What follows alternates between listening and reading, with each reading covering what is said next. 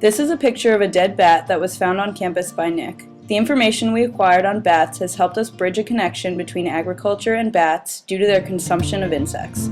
The presence of bats could create a crucial role in agriculture by controlling the insect population. The industry would provide about $22.9 billion of free natural pesticide protection to the crops. This would greatly help organic farms like Metzger continue with their pesticide-free agricultural practices. We all know of the wind turbine located at Metzger Field, but many of us are unaware that turbines have been found to kill bats. There are many theories as to why bats are dying. One hypothesis states that due to the changing levels of air pressure, bats' lungs explode. Scientists estimate by 2020, wind turbines will have killed 33,000 to 111,000 bats annually in the mid-Atlantic highlands alone.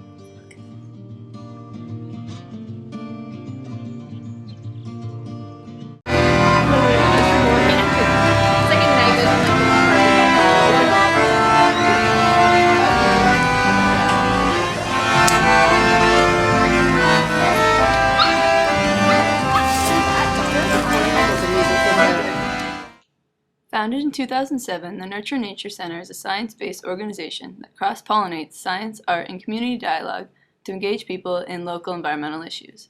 On Saturday, we visited the Easton Farmers Market, which took place in the Nurture Nature Center. This farmers market started in 1752 and is the longest-running farmers market in the country. We asked the farmers how their careers raising animals and growing crops have affected their views on nature. How has your relationship with nature changed from working with animals? Relationship with nature? That's all I've ever known my entire life, so there's no change. I view myself as just a keeper of it. I just maintain it for the next generation. Are your products organic?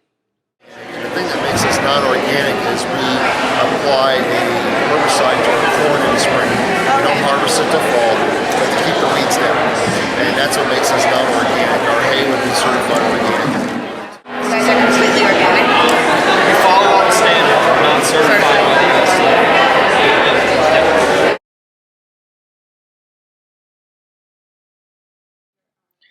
How do you protect your crop and livestock from insects and disease? Basically, our ground, we try to go into the winter with the ground completely covered with something. Corn stalks, hay, we put out cover crops in the fall so that there's no bare ground. We use a lot of manures, we use good crop rotation and things like that. Kind of limited use in terms of pesticides, but we try to do most of our pest control with crop rotation, things like that. Many farmers use pesticides to prevent their crops from being damaged by insects and disease.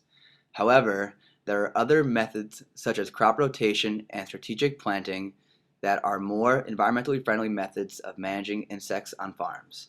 Crop rotation is the practice of growing a series of various types of crops in the same area in sequential seasons. Crop rotation improves the nutrient content of the soil. Crop rotation also mitigates the buildup of pathogens and pests that often occur when one species is continuously cropped, and can also improve the soil structure and fertility by altering deep-rooted and shallow-rooted plants. Why do you shop at the farmers market? Why wouldn't you if you could? Everything you need is here. We've got, all kinds of vegetables and fruits, and this week we have Pine Farms this year. Yeah, so they were great. So we have dairy now that we didn't have a couple weeks ago. You've got bread, you've got meat. Because I like to get local food and like to know where our food is coming from, and like to support local farmers and just local businesses. Do you buy all your groceries from the market? I do as much as possible here every Saturday, without a doubt. Like, it's just something that just for the entire season it's just penciled in. Sometimes we miss it if we go on vacation, but it's just great to have this as a resource. It's really important to know where your food comes from. It's really important to make connections with these people. These are real live people who give up a lot of stuff to grow this beautiful food for us. Has coming to the market changed the way you view nature? Yes, I think in the last sort of year or so, I've tried to make sure we can try to figure out where everything is coming from, and definitely makes me appreciate things more in the process and how long things take to grow. We had our own garden last summer, and so that was good too. But you can grow everything.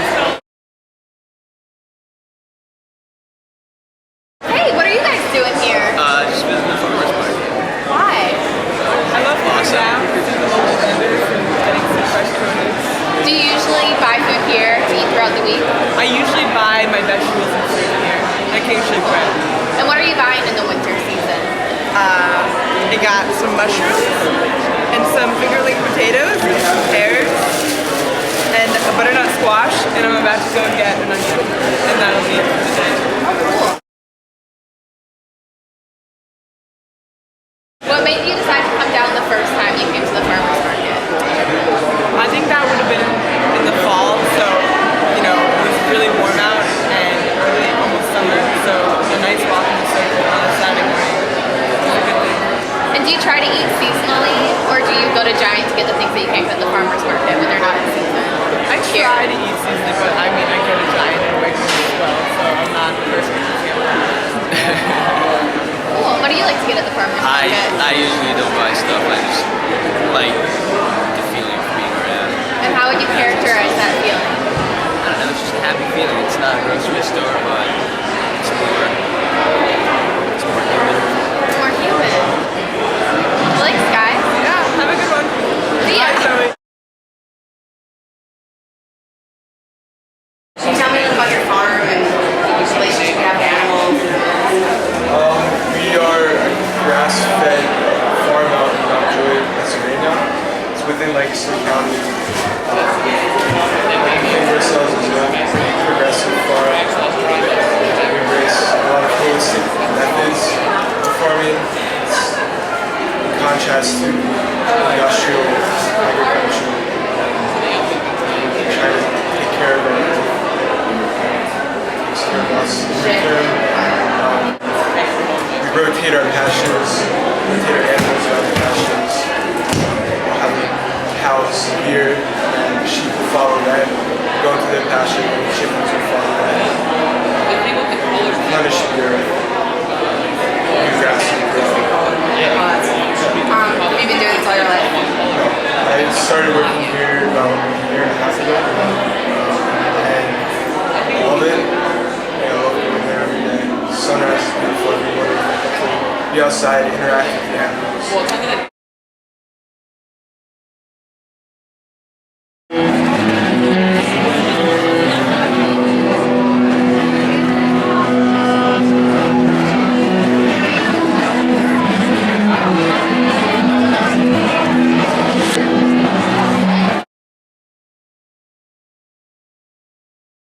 So Zoe, what did you do today?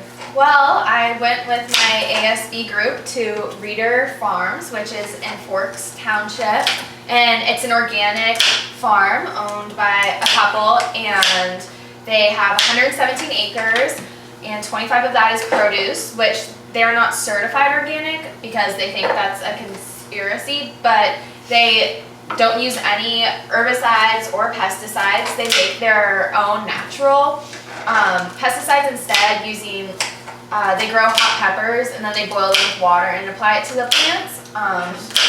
And one method they use is applying that to, so they'll have like plant rows of crops next to each other, and then they'll apply something to one, and so all the bugs eat the other one. It was really interesting. They had a lot of good perspectives on farming in the modern world. They do think that America is really behind the technologies that Europe is using, but at the same time they were kind of promoting using traditional technologies, and they said look at what the Native Americans do, it's like they know the land the best. They were preaching about not using herbicides because they care a lot about leaving the earth better than they found it for the next person who owns the property, and not putting harmful things in the soil. The United States is the second largest producer of carrots worldwide. There are two main types of carrots, eastern and western. At the farmer's market, we bought the western variation of carrots. Carrots can serve as a natural pesticide for a farm by attracting wasps with its flowers. The wasps will kill predatory insects. The cultivated onion was introduced to North America by Christopher Columbus in his 1492 expedition to Hispaniola. However, they found that natural strains of wild onion grew throughout North America. Onions are able to grow year-round, which makes them a reliable local food staple. Potatoes have a single origin in Peru, but grow widely all over North and South America. Potato production in Pennsylvania accounts for over 1/4 of the U.S. production of potato chips. And the bucket is kale. Kale is similar to cabbage, except that the leaves do not form a head.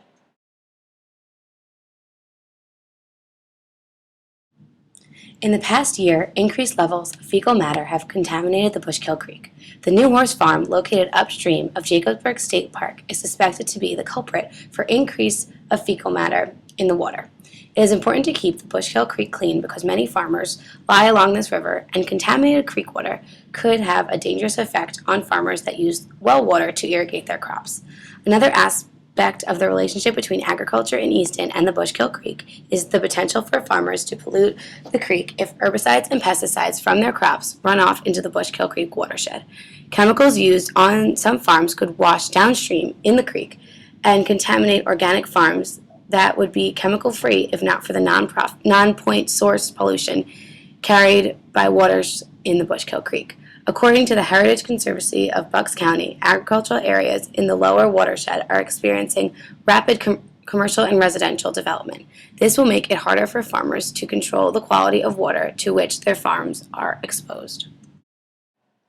The vitality of the bat population at Metzger Farm, the willingness of the Lafayette community to participate in the local and organic food movement, and the quality of the water in the Bushkill watershed cross-pollinate agriculture in the Lehigh Valley.